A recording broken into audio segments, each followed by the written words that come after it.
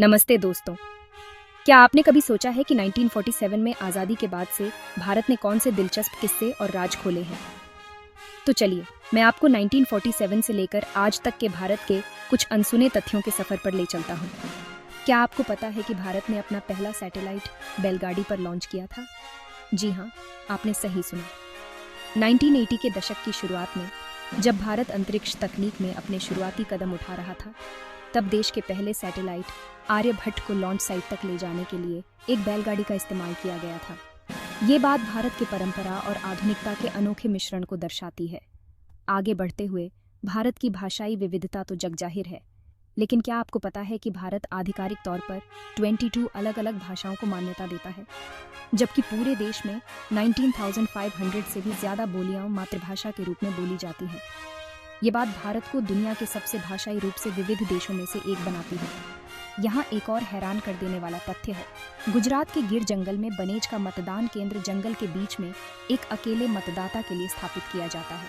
हर चुनाव में चुनाव अधिकारी इस दूर दराज के इलाके तक पहुँचने के लिए घंटों का सफर करते हैं, ताकि हर एक आवाज़ सुनी जा सके, चाहे वो कितनी भी अलग थलग क्यों ना हो। और क्या आप श्रीनगर की डल झील पर तैरते हुए डाकघर के बारे में जानते हैं?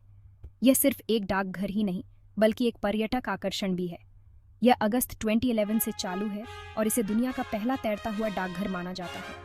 अंत में, खेलों की दुनिया में भारत ने क्रिकेट को लोकप्रिय बनाने में अहम भूमिका निभाई है। लेकिन क्या आप जानते हैं कि शतरंज की शुरुआत भारत में हुई थी? ऐतिहासिक रूप से चतुरंग के नाम से जाना जाने वाला, जिसका शाब्दिक अर्थ है सेना के 4 विभाग, पैदल सेना, घुड़सवार सेना, हाथी सेना और रथ सेना।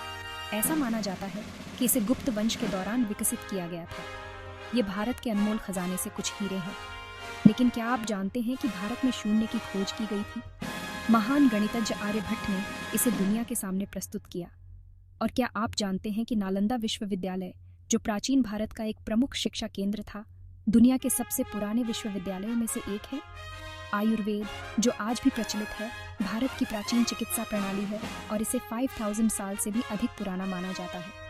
दिल्ली का लौह स्तंभ, जो 1600 साल पुराना है, आज भी जंग रहित खड़ा है और भारतीय धातु कर्म कौशल का अद्भुत उदाहरण है। मुझे उत्सुकता है, क्या मैंने कोई ऐसा तथ्य छोड़ा है जिसे आप जानते हैं?